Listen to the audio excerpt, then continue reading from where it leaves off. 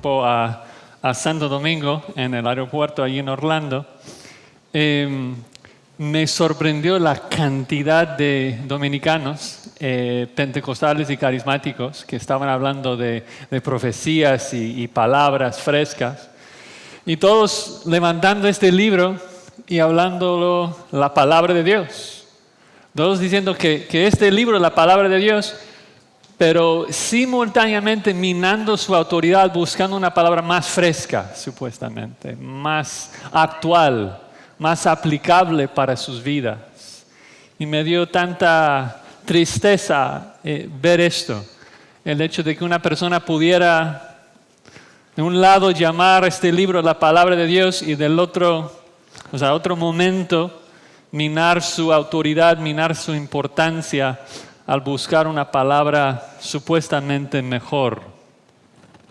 Y realmente lo veo como una codicia de cosas externas, de visiones, de sueños, de como escuchar una palabra audible de parte de Dios.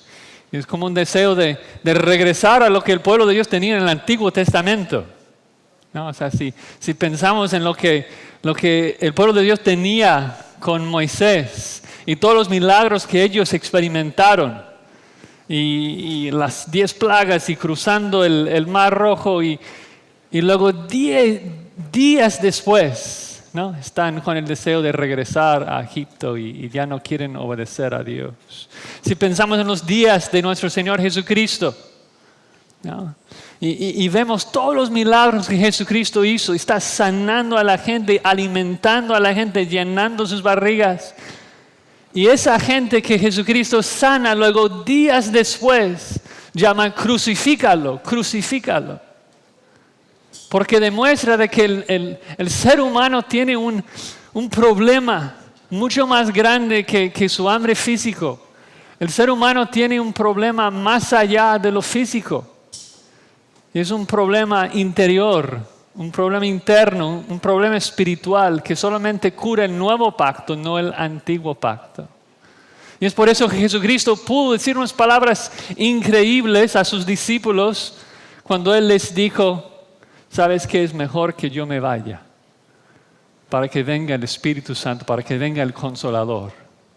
Y no sé si han pensado en eso, en esa verdad, de que es mejor lo que tú tienes hoy, con el Espíritu Santo morando en tu corazón, que tener a Jesucristo acá físico, dándote de comer, sanando todas tus enfermedades y que sigas igual de corrupto por dentro. ¿Sí me explico? Es mejor tener el Espíritu Santo transformándonos de adentro por medio de su palabra que tener a Jesús a nuestro lado sanando nuestro físico. Y eso es algo de lo que nos habló el pastor Miguel cuando nos habló ahí en Romanos 8, de que todo lo que Dios hace, lo hace para transformarnos a la imagen de su Hijo Jesucristo. Que todo lo que Dios hace, lo hace para santificarnos, para transformarnos. Y es por eso que este libro es tan importante, porque es el medio que Dios usa para santificarnos. La única manera que Dios nos transforma a la imagen de su Hijo, la única manera en que Dios nos hace más como Él, es por medio de este libro. Y es por eso que este libro es una palabra mayor que todas las palabras audibles que Dios habló del Antiguo Testamento. Y quiero probarles esto, así que si me acompañan en Hebreos 12, versículo 25. Hebreos 12, 25. El autor va a hacer este mismo punto. Y lo que quiero hacer es leer el versículo y luego lo que vamos a hacer es regresar a Hebreos 1:1 y recorrer todo el libro rápidamente para tratar de entender cómo es de que el autor puede llegar a hacer una declaración tan increíble. Dice así el autor de Hebreos en Hebreos 12, versículo 25. Mirad que no desechéis al que habla. se dan cuenta de que está hablando en tiempo presente. Dios te habla, el autor dice, en este momento, mientras lees esta carta, Dios te está hablando. Y luego mira la comparación que hace. Porque si no escaparon aquellos que desecharon al que los amonestaba en la tierra, mucho menos nosotros si desecháramos al que amonesta desde los cielos. El punto que va a hacer en este libro es, si los israelitas murieron y fueron al infierno por rebelarse en contra de una voz audible en el desierto, tú vas a quemar mucho más caloroso en el infierno si desechas la palabra escrita que te habla de Jesucristo enviado desde el cielo. Vamos a regresar entonces a Hebreos 1:1 y tratar de entender este gran argumento de ese autor de por qué debemos abrazar la palabra que Dios nos ha hablado en su Hijo Jesucristo. Entonces, en esta noche quisiera exhortarnos a nosotros a tratar con esta palabra de tres maneras. Primero, cree la palabra. Segundo, teme la palabra. Y tercero, persevera en la palabra. Cree la palabra, teme la palabra y persevera en la palabra. Y para el primer punto que debemos creer la palabra, vean lo que dice el autor de Hebreos en Hebreos 1:1. Dice, Dios, habiendo hablado muchas veces y de muchas maneras en otro tiempo a los padres por los profetas. Eso es lo menor. Dios muchas veces habló al pueblo de Dios por los profetas. Y de muchas maneras, con sueños, con visiones, muchas cosas.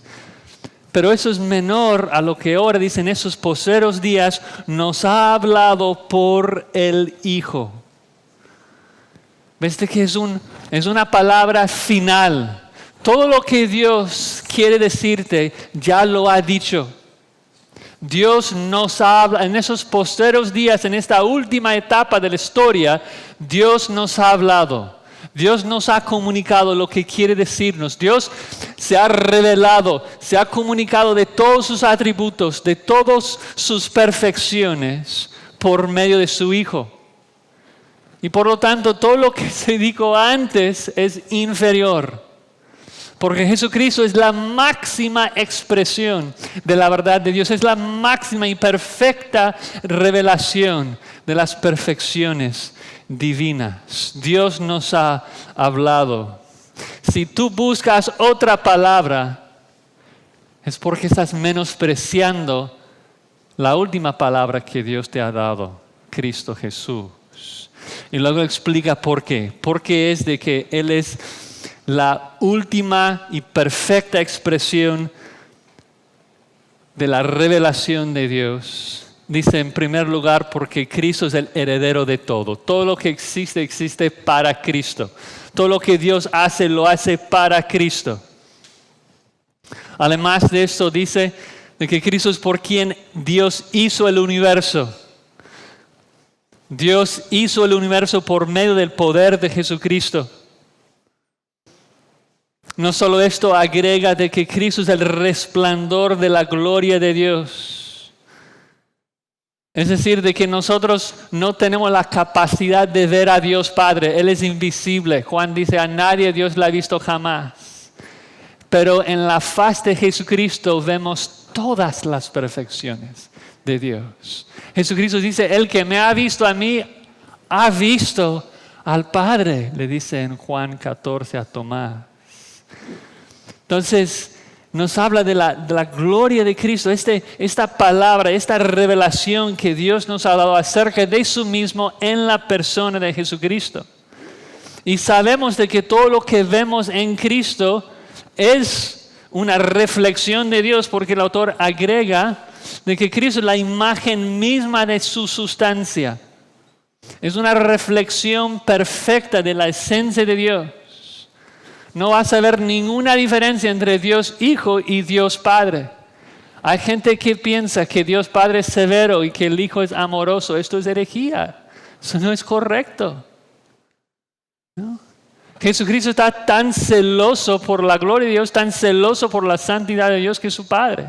Y el Padre es tan amoroso como el Hijo. ¿Por qué? Porque el Hijo es la representación exacta de la esencia de Dios. Es la perfecta revelación. Y el punto es que Dios nos ha hablado. Dios nos habla. ¿Cómo? En su Hijo. Y la pregunta es, ¿qué vas a hacer con el Hijo? Entonces, ¿qué vas a hacer con esa palabra que Dios te habla? Debemos de creerlo, no ser incrédulos como los israelitas, sino abrazarlo. Agrega de que Cristo sustenta todas las cosas con la palabra de su poder. El hermano Miguel habló de esto, no voy a decir mucho. Pero es increíble pensar en el poder de Dios, ¿no? Increíble pensar en el poder de la palabra de Dios. Somos tan entrenados por las mentes seculares de nuestra época de pensar en términos científicos en vez de pensar en términos cristológicos. Algo se nos cae y pensamos que fue la gravedad. Pero Cristo es quien sostiene todas las cosas con la palabra de su poder. No hay ninguna molécula rebelde en su universo. Todo está bajo su control.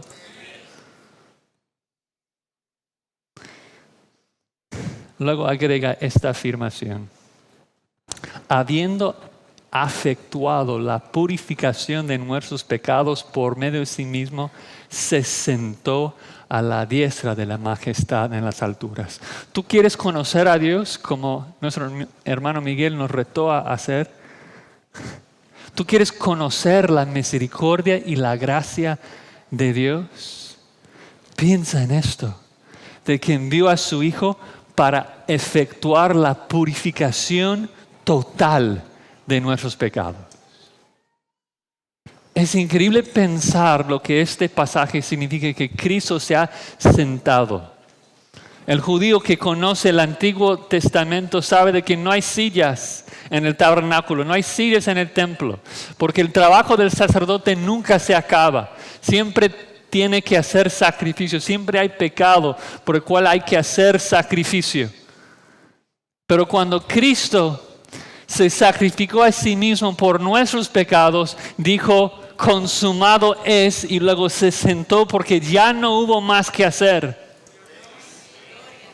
No hay ningún otro rito, ninguna otra obra que tiene que hacerse. Cristo se sentó porque ya estuvo. Y no solamente se sentó, sino se sentó en el lugar más exaltado, más sublime, más victorioso del universo. Dice que se sentó a la diestra del Padre y que ahora el Padre está construyendo un reposapiés de los cadáveres de los enemigos de Cristo para que Él descanse tranquilo. Esta es la palabra que Dios nos habla en la Escritura. La palabra acerca de su mismo carácter, acerca de sí mismo por medio de la revelación de Cristo Jesús. Cristo Jesús que nos revela todo acerca de Dios. Un Dios que tiene poder, un Dios que es misericordioso, un Dios que es justo, un Dios que está airado contra los pecadores. Cristo revela todo. Y obviamente falta tiempo para hablar más de Jesucristo en este libro, pero es impresionante cómo no solamente habla de la deidad de Jesucristo, el sacrificio perfecto de Jesucristo, también habla de la humanidad de Jesucristo, la compasión de Jesucristo, de que está parado al lado del Padre intercediendo por nosotros, de que Él sabe exactamente lo que es padecer necesidad, de pelear contra la tentación y que Él intercede por nosotros. Él no hace vergüenza de llamarnos sus hermanos y todo lo que Cristo nos revela acerca de su Padre. Y la pregunta es esta: ¿qué vas a hacer con esa palabra tan majestuosa que es Cristo Jesús? ¿Vas a ser como los israelitas y rehusarlo? ¿O vas a creerlo y contemplar todos tus días en la belleza de nuestro Señor Jesucristo? Este autor de Hebreos nos reta, nos exhorta, nos amonesta. Cree en Cristo Jesús, contempla, considera a Cristo Jesús. Y esto le guía a un segundo punto. Y es esto. Si Cristo es un evangelio tan bello, si Cristo nos trae nuevas tan bellas, tan lindas, pareciera que estamos todos bien entonces con Dios. Todos estamos escuchando esa palabra, todos estamos escuchando el evangelio, y si Dios es tan misericordioso, entonces pareciera que todo está bien y todos estamos bien con Dios. Pero el autor de Hebreos nos recuerda a su audiencia, pero no se olviden de los israelitas, que también todos escucharon el mismo mensaje, pero la gran mayoría murieron, rehusaron creer. Tenemos una responsabilidad delante de Dios que es creer, pero si no lo hacemos, lo único que hay que hacer es temer y temblar.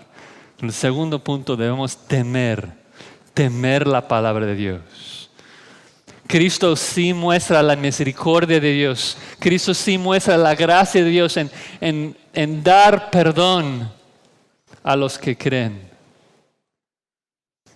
Pero el que no, lo que le espera es juicio. Y hay amonestaciones tan fuertes en este libro, comenzando en el 2:1. Dice, por tanto es necesario que con más diligencia atendamos las cosas que hemos oído, no sea que nos deslicemos. Es decir, no puedes escuchar este mensaje acerca de Cristo y no hacer nada. Porque no hacer nada es ir a la deriva. La gente a veces piensa que la vida cristiana se representa por una persona en un barco, en un lago, y tiene que remar poquito, y si descansa 2 días está bien, sigue donde está. Pero la Biblia presenta la vida cristiana como una persona dentro de un barco en un río, tratando de llegar río arriba, contra la dirección. Si dejas de remar, vas para atrás. Tienes que atender las cosas de Cristo con más diligencia, prestar más atención. Dice en el 3:12 que no solamente se trata de nosotros, tenemos que cuidar por los demás. Dice, hermanos, mirad que no haya en ninguno de vosotros corazón malo de incredulidad para apartarse del Dios vivo. Antes exhortaos los unos a los otros cada día, entre tanto que se dice hoy, para que ninguno de vosotros se endurezca por el engaño del pecado. ¿No? Debemos estar exhortándonos, animándonos los unos a los otros a pensar en Cristo, a meditar en Cristo, a buscar a Cristo todos los días, buscar ser más conforme a su imagen. Y la razón a la que llega es porque la palabra de Dios no solamente es poderosa, como hemos escuchado, sino es poderosa para juzgar, es poderosa para condenar. Vayamos al pasaje que ya leímos con Pastor Miguel en el 4:12, en donde dice que la palabra de Dios es viva y poderosa. Y decimos amén, es viva y eficaz, pero la pregunta en el contexto es poderosa para qué? O sea, ¿tiene poder para hacer qué?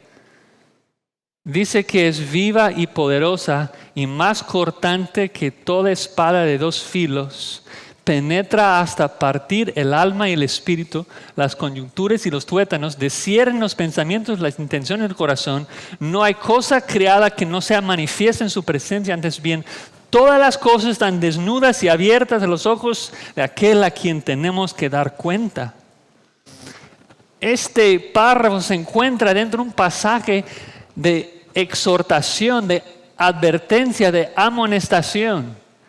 La verdad es que es un pasaje de pavor, de horror, que debe darnos temor.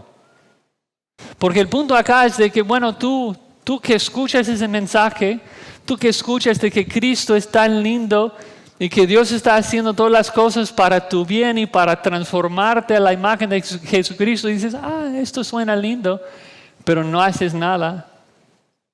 No vendes todo lo que tienes para comprar esta perla de gran precio, sino que simplemente oyes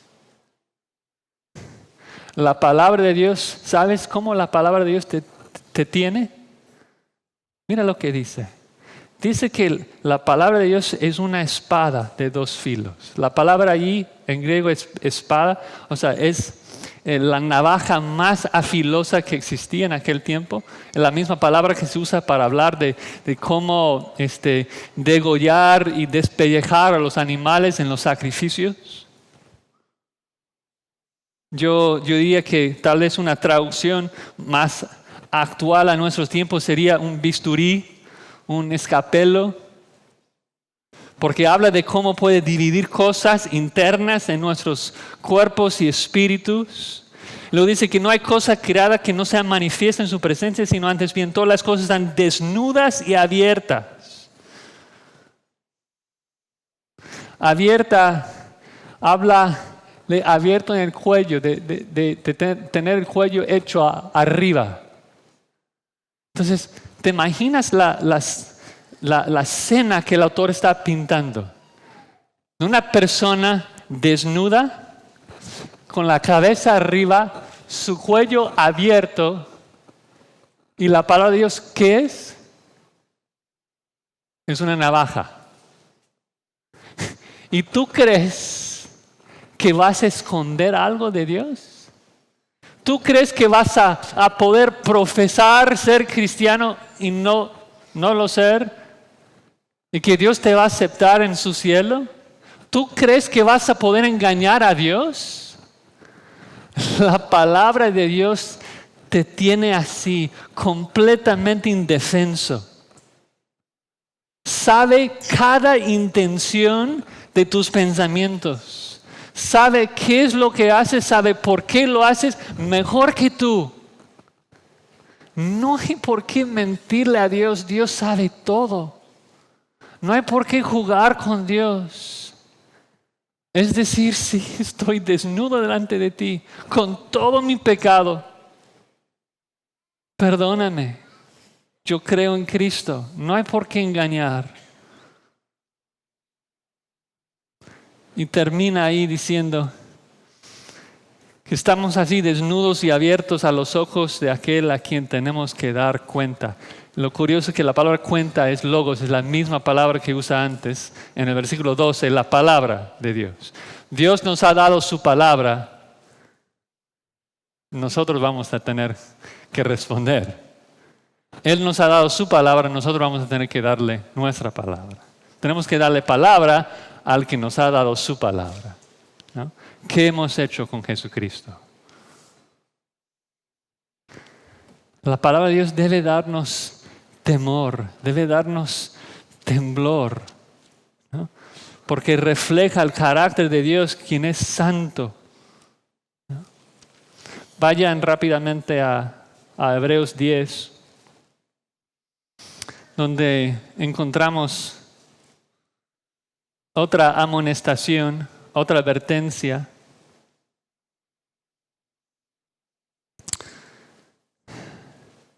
Describe a la persona que escucha la palabra de Dios pero rehúsa creer. Describe al apóstata y vamos a hablar de él en el tercer punto. Pero comenzando ahí en Hebreos 10, 29.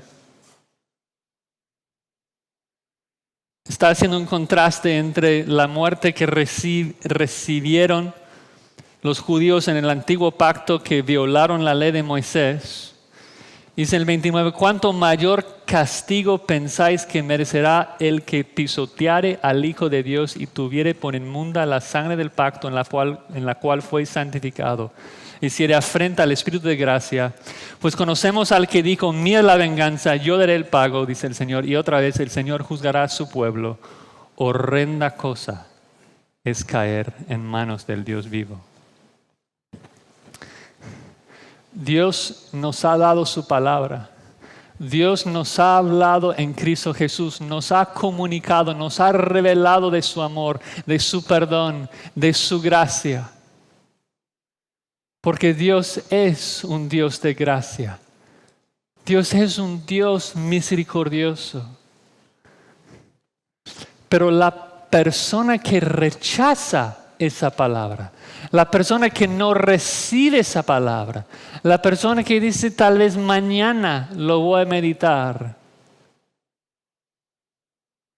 Dios dice, ¿sabes qué? Déjamelo a mí.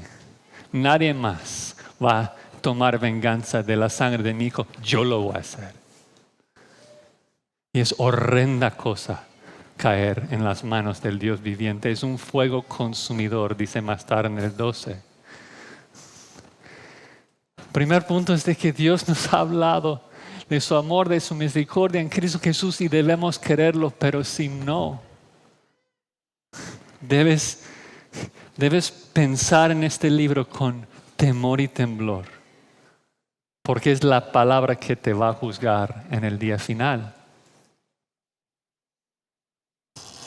Ahora, el tercer punto que quisiera mostrarles es entonces la necesidad de todos nosotros que profesamos ser cristianos, todos nosotros que seguimos a Cristo, la necesidad de perseverar todos los días, de creer todos los días, de pedir todos los días, Señor, dame más fe, de levantarnos todos los días de la cama y ponernos de rodillas y decir, Señor, revélame más de ti, quiero conocerte más, quiero conocer más de tus perfecciones porque yo quiero ser más como tú. Sé que eso implica que vas a traer pruebas a mi vida. Sé que vas a tener que cortar pecado en mi vida y me va a doler, pero ¿sabes qué? Yo quisiera ser más como Cristo, más que quisiera evitar el dolor. Haz, Señor, haz lo que sea necesario en mi vida para hacerme más como Cristo. Y todos los días perseverar, todos los días. Y eso es tan importante, porque la Biblia nos habla en muchos lugares lo que los teólogos llaman la apostasía. Y la verdad es que, en mi opinión, existe mucha controversia, muchos malentendidos acerca de esa doctrina. Hay muchos que dicen de que los pasajes de advertencia en el libro de Hebreos enseñan que un verdadero creyente puede perder su salvación. La Escritura niega esto rotundamente en muchos lugares. Cuando Dios da a su Espíritu Santo el sello, la promesa de su futura redención, esa persona siempre será salva. Dios no puede mentir. Pero lo interesante es de que los pasajes en Hebreos que hablan de la apostasía no nos hablan de la posibilidad de algo, la posibilidad de perder la salvación. Hablan siempre de la imposibilidad de algo. Hablan de la imposibilidad de que alguien escuche la palabra de Cristo, entienda el Evangelio y que abandone. La Biblia habla de la imposibilidad de que esta persona regrese y sea salvo. La persona que rechaza el único Salvador que hay, la persona que rechaza el único remedio que hay para el pecado, no tiene oportunidad para ser salvo. Y quisiera mostrarles esto en Hebreos 6:4, aunque vamos a ver algunos pasajes más. Dice allí en Hebreos 6:4,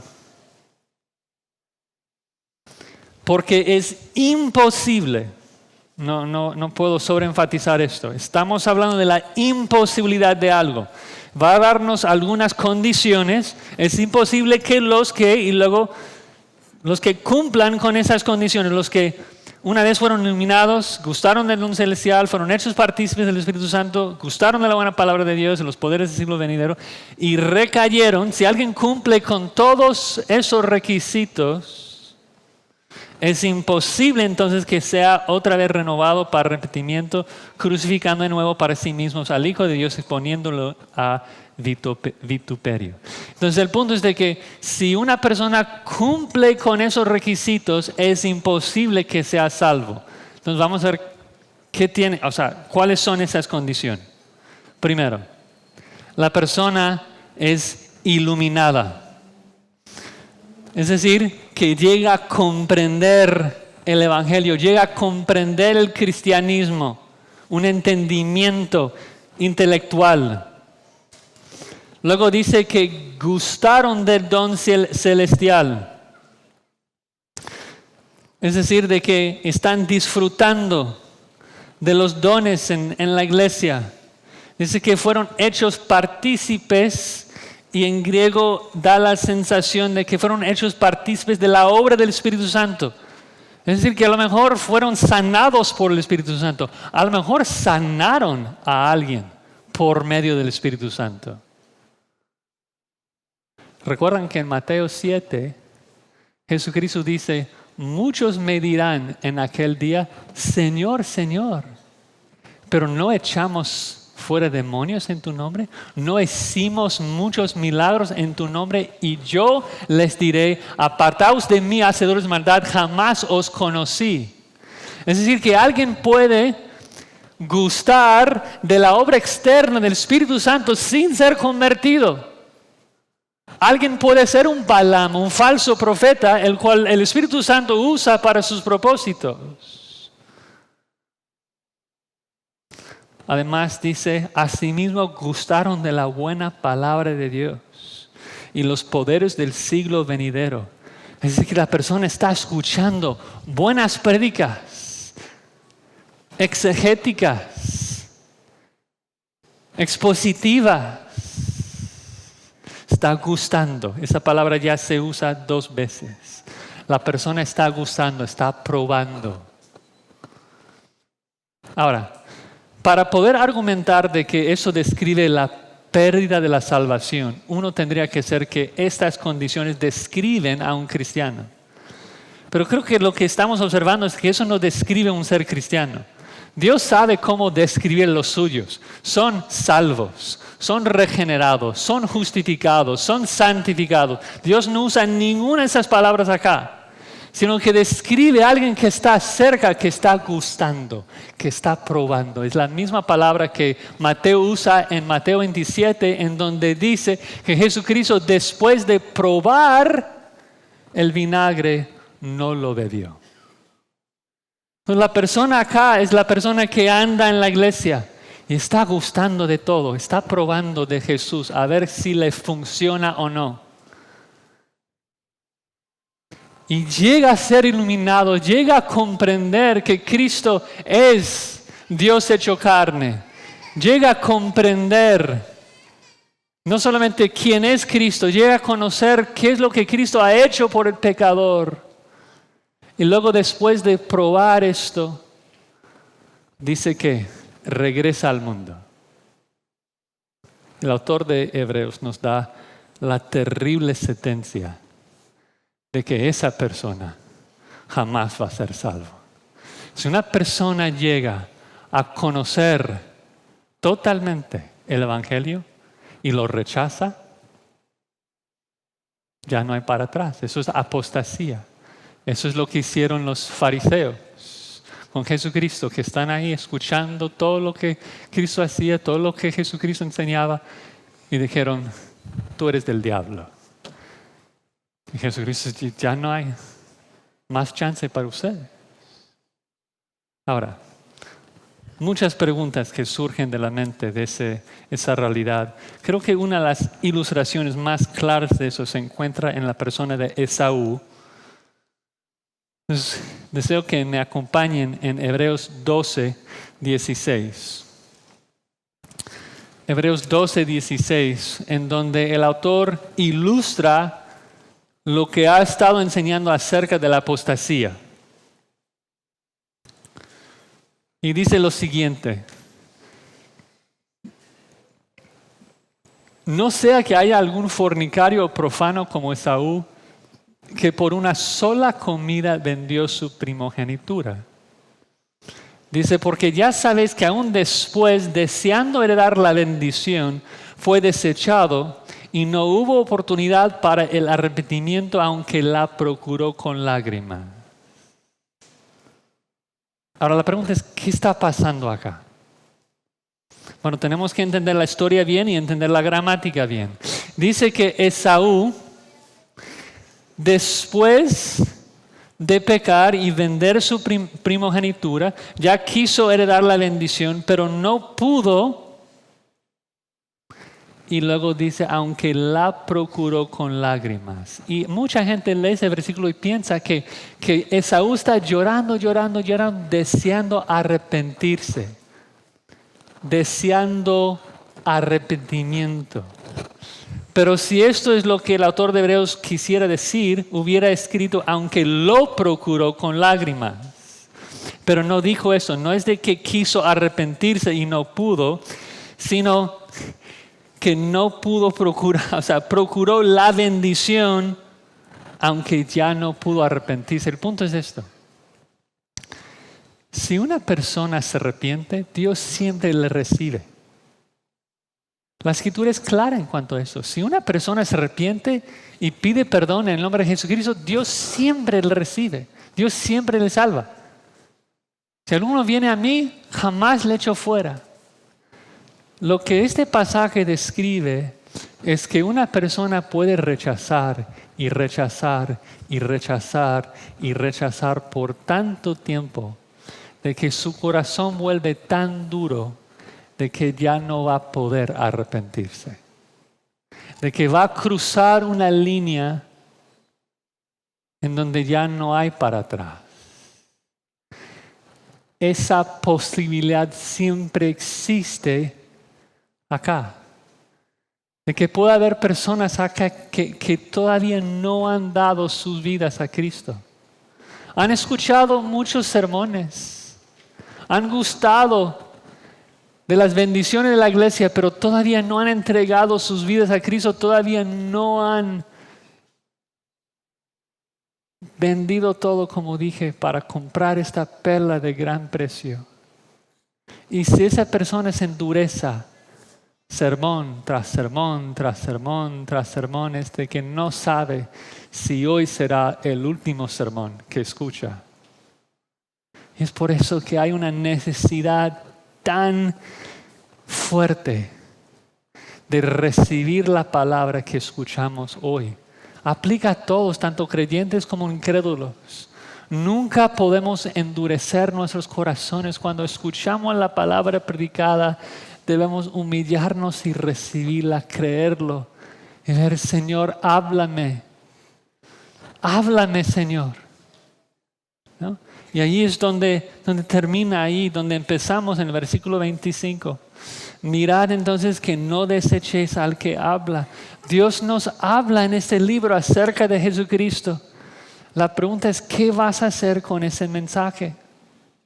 ¿Vas a rechazarlo?